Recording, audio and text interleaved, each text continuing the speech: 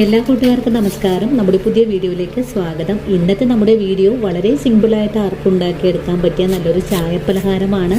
ഈ ഒരു പലഹാരം ഉണ്ടാക്കിയെടുക്കാനായിട്ട് വളരെ എളുപ്പമാണ്. അതുപോലെ നമ്മുടെ കുഞ്ഞുങ്ങൾക്കൊക്കെ ഒരുപാട് തന്നെ ഇഷ്ടപ്പെടുകയും ചെയ്യും. ഇനിയിപ്പോൾ നമ്മുടെ വീടുകളിൽ ഗസ്റ്റ് എല്ലാം വരുന്ന സമയത്ത് അവർക്ക് ഈസി ആയിട്ട് ഉണ്ടാക്കി കൊടുക്കാനും നമ്മുടെ കുഞ്ഞുങ്ങൾ സ്കൂൾ വിട്ട് വരുന്ന സമയത്ത് അവർക്ക് ഒരുപാട് ഇഷ്ടത്തോടു കൂടി തന്നെ ഉണ്ടാക്കി കൊടുക്കാൻ കഴിയുന്ന നല്ലൊരു ഈവനിങ് സ്നാക്കാണ്. അപ്പോൾ നമുക്ക് നോക്കിയാലോ എങ്ങനെയാണ് ഈ ഒരു 4 മണി പലഹാരം തയ്യാറാക്കി എടുക്കുന്നതെന്ന് നമ്മുടെ വീഡിയോയിൽ കൂടെ നമുക്ക് കാണാം.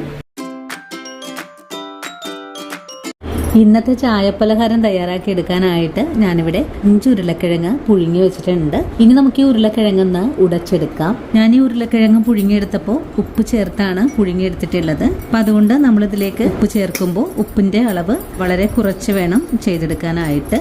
ഉരുളക്കിഴങ്ങ് പുഴുങ്ങിയെടുക്കുമ്പോൾ ആ ചൂടോടുകൂടി തന്നെ ഉടച്ചെടുക്കുമ്പോഴാണ് നല്ലവണ്ണം തന്നെ ഉടഞ്ഞു കിട്ടുന്നത്. ഇനി നമുക്ക് ഈ ഒരു സ്പാച്ചുല വെച്ചിട്ട് നല്ലവണ്ണം ഒന്നും കൂടെ ഉടച്ചെടുക്കാം. അങ്ങനെ ഇപ്പോൾ നമ്മുടെ ഉരുളക്കിഴങ്ങ് നല്ലവണ്ണം ഞാനിവിടെ ഉടച്ചെടുത്തിട്ടുണ്ട്. ഇനി നമുക്കിതിലേക്ക് കുറച്ച് ചേരുവകളൊക്കെ ഒന്ന് ചേർത്ത് കൊടുക്കാം. ഒരു ചെറിയ സവാള പൊടിയായി കട്ട് ചെയ്തത്, ഒരു 3 പച്ചമുളക്, കുറച്ച് കറിവേപ്പില, 10 അല്ലി വെളുത്തുള്ളി, അതുപോലെ ഒരു ചെറിയ കഷ്ണം ഇഞ്ചി. ഇത്രയും ചേരുവകൾ നമുക്ക് ഈ ഉരുളക്കിഴങ്ങിലേക്ക് ചേർക്കാം. ഇനി വേണ്ടത് 1 ടീസ്പൂൺ അളവില് ചിക്കൻ മസാല, 1 ടീസ്പൂൺ അളവില് മുളക് പൊടി, 1 നുള്ളു ഉപ്പും കൂടി ചേർക്കണം. കൂടെ തന്നെ 1/4 ടീസ്പൂൺ അളവില് പെരിഞ്ജീരകം പൊടിയും കൂടെ ചേർക്കാം. ഇനി ഇതിലേക്ക് 1/4 ടീസ്പൂൺ അളവില് കുരുമുളക് പൊടിയും കൂടെ ചേർത്ത് കൊടുത്ത് വീണ്ടും നമ്മുടെ കൈ ഉപയോഗിച്ച് നല്ല മയത്തിലൊന്ന് കുഴച്ചെടുക്കാം. ആദ്യം സവാള കൈകൊണ്ട് നല്ലോണം തിരുമ്മിയതിന് ശേഷം ബാക്കി ഉരുളക്കിഴങ്ങും കൂടെ ചേർത്ത് ഒന്ന് കുഴച്ചെടുക്കാം. ഉരുളക്കിഴങ്ങില് വെള്ളമില്ലാതെ വേണം കേട്ടോ ഇത് പുഴുങ്ങിയെടുക്കാനായിട്ട്. അങ്ങനെ നമ്മളിപ്പോൾ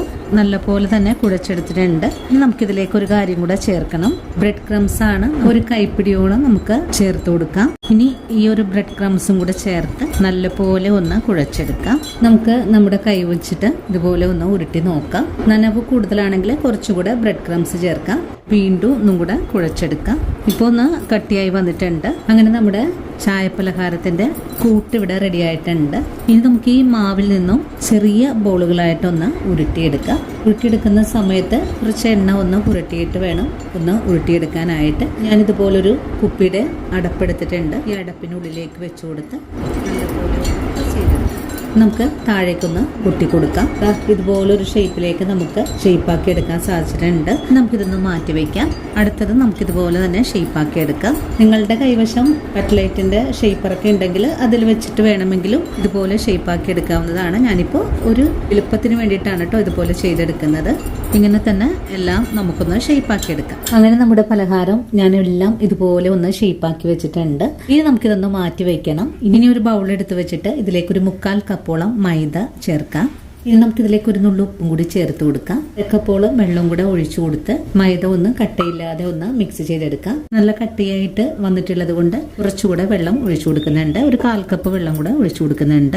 വീണ്ടും നല്ലോണം ഒന്ന് ഇളക്കി ലൂസാക്കി എടുക്കാം. അങ്ങനെ മൈദ ഞാനിവിടെ മിക്സ് ചെയ്തെടുത്തിട്ടുണ്ട്. ഇതുപോലൊരു കൺസിസ്റ്റൻസിയാണ് നമുക്ക് ആവശ്യമായിട്ടുള്ളത്. ഇനി നമ്മൾ ഷേപ്പാക്കി വെച്ചിട്ടുള്ള ഓരോ പലഹാരവും ഇതുപോലെ ഒന്ന് ഒരു മൈദ ബാറ്ററിൽ ഒന്ന് മുക്കിയെടുക്കാം. ഇതുപോലെ ഒന്ന് മുക്കിയെടുത്ത് കഴിഞ്ഞാൽ കുറച്ചുകൂടെ ബ്രെഡ് ക്രംസിലേക്ക് വെച്ചു കൊടുത്ത് ഒന്ന് കോട്ട് ചെയ്തെടുക്കാം. ഇതുപോലെ ഞാനിവിടെ പൊതിഞ്ഞെടുത്തിട്ടുണ്ട്. വീണ്ടും ഒരെണ്ണം കൂടെ നമുക്കിതുപോലെ തന്നെ എടുക്കാം. ഈ ഒരു മൈദ മാവിൽ ഒന്ന് മുക്കിയെടുത്തതിന് ശേഷം ഒന്ന് കോട്ട് ചെയ്തെടുക്കാം. എല്ലാം ഒറ്റയ്ക്ക് തന്നെ ചെയ്യുന്നത് കൊണ്ട് ഞാനിത് ഒന്ന് മാറ്റി വെക്കുന്നുണ്ട് കേട്ടോ. പൊരിക്കാനുള്ള എളുപ്പത്തിന് വേണ്ടിയിട്ടാണ് ഞാനിതുപോലെ ഒന്ന് മുക്കി വെക്കുന്നത്. ഇപ്പോൾ വറുത്തെടുക്കാൻ ആവശ്യമായത് ഞാൻ മുക്കി വെച്ചിട്ടുണ്ട്. ഇനി നമുക്ക് ഇതൊന്ന് പൊരിച്ചെടുക്കാം. വീണ്ടും ഒരെണ്ണം കൂടെ നമുക്കിതുപോലെ തന്നെ ബ്രെഡ് ക്രംസിൽ ഒന്ന് പൊതിഞ്ഞെടുക്കാം. ഇനി നല്ല ചൂടായ എണ്ണയിലേക്ക് ഇട്ടുകൊടുത്ത് നല്ലപോലെ മുരിച്ചെടുക്കാം. എല്ലാ പലഹാരവും നമുക്കിതുപോലെ തന്നെ ചെയ്തെടുക്കാം. ആദ്യം എണ്ണയിലേക്ക് ഇട്ട് കൊടുത്തിട്ടുള്ളത് നമുക്കൊന്ന് മറിച്ചിട്ട് കൊടുക്കാം. ഇനി 2 വശവും നല്ലതുപോലെ ഒന്ന് മുരിഞ്ഞ് കിട്ടാനായിട്ട് നമുക്ക് തിരിച്ചും മറിച്ചൊക്കെ ഇട്ട് കൊടുക്കാം. വളരെ സിമ്പിളാണ്. നമ്മുടെ വീട്ടിൽ നിത്യമുള്ള ഉരുളക്കിഴങ്ങ് വെച്ചിട്ടാണ് നമ്മളിതുപോലെ ചെയ്തെടുത്തിട്ടുള്ളത്. ഇപ്പൊ നമ്മുടെ കുഞ്ഞുങ്ങൾക്ക് സ്കൂൾ വിട്ട് വരുമ്പോൾ അവർക്ക് ഉണ്ടാക്കി കൊടുക്കാനും ഇപ്പൊ നല്ലൊരു ചായപ്പലഹാരം വൈകിട്ടത്തേക്ക് ഉണ്ടാക്കിയെടുക്കാനും ഇതുപോലെ ഒന്ന് നിങ്ങൾ എല്ലാവരും ട്രൈ ചെയ്ത് നോക്കണേ. 2 വശവും നല്ല സ്വർണ്ണ നിറത്തിലേക്ക് ആയി വന്നിട്ടുണ്ട്. നമുക്കിതൊന്ന് കോരി മാറ്റാം. ഉണ്ടുമണി പോലെയാണ് കേട്ടോ നമുക്കിവിടെ വീർപ്പായി വന്നിട്ടുള്ളത്. അങ്ങനെ നല്ല പോലെ എണ്ണയെല്ലാം പോയിട്ടുണ്ട്.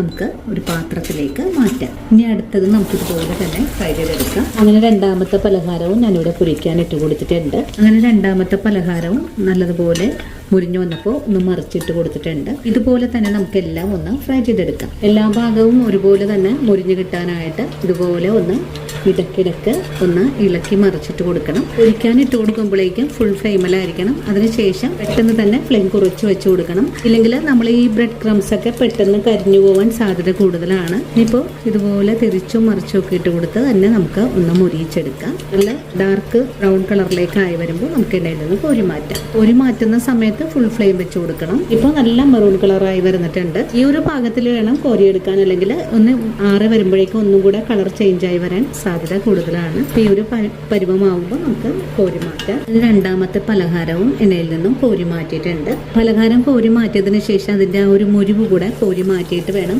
അടുത്തത് നമുക്ക് മുരിയിച്ചെടുക്കാനായിട്ട്. അല്ലെങ്കിൽ മുരിവ് നമ്മുടെ ഈ ഒരു പലഹാരത്തിന്റെ മേലെ കയറി പിടിക്കാൻ സാധ്യതയുണ്ട്. അങ്ങനെ രണ്ടാമത്തെ പലഹാരവും നമുക്ക് ഈ പാത്രത്തിലേക്ക് മാറ്റാം. ഇതുപോലെ തന്നെ നമുക്ക് എല്ലാം ഫ്രൈ ചെയ്തെടുക്കാം. അങ്ങനെ നമ്മുടെ എല്ലാ പലഹാരവും ഞാനിവിടെ പൊരിച്ചെടുത്തിട്ടുണ്ട്. അപ്പോൾ ഇന്നത്തെ നമ്മുടെ വീഡിയോയും ഇത്രയിലോട്ട് കൂട്ടുകാരെ. ഈ ഒരു വീഡിയോയും കണ്ടിട്ട് എല്ലാ കൂട്ടുകാരും വീടുകൾ തയ്യാറാക്കി നോക്കണം. നമ്മുടെ കുഞ്ഞുങ്ങൾക്ക് വളരെ ഇഷ്ടമാകുന്ന ഒരു പലഹാരം കൂടിയാണ്. വീഡിയോ കാണുമ്പോൾ നിങ്ങൾക്ക് ഇഷ്ടപ്പെടുവാണെങ്കിൽ ചേച്ചി ഒന്ന് സപ്പോർട്ട് ചെയ്യാൻ മറക്കരുത്. അതുപോലെ ഇന്ന് കണ്ട ഈ ഒരു വീഡിയോ നിങ്ങളുടെ കൂട്ടുകാരിലേക്ക് ഒന്ന് ഷെയർ ചെയ്ത് കൊടുക്കാനും മറക്കരുത് കേട്ടോ. വീഡിയോ കുറിച്ചുള്ള അഭിപ്രായങ്ങൾ കമന്റ്സ് ആയിട്ട് അറിയിക്കണം. അപ്പോൾ ഇന്നത്തെ വീഡിയോ ഇത്രയേ ഉള്ളൂ. ഇനിയും നല്ലൊരു വീഡിയോ ആയിട്ട് നാളെയും കണ്ടുമുട്ടാം. അതുവരെ ഒത്തിരി സ്നേഹത്തോടെ വീണ്ടും കാണാം.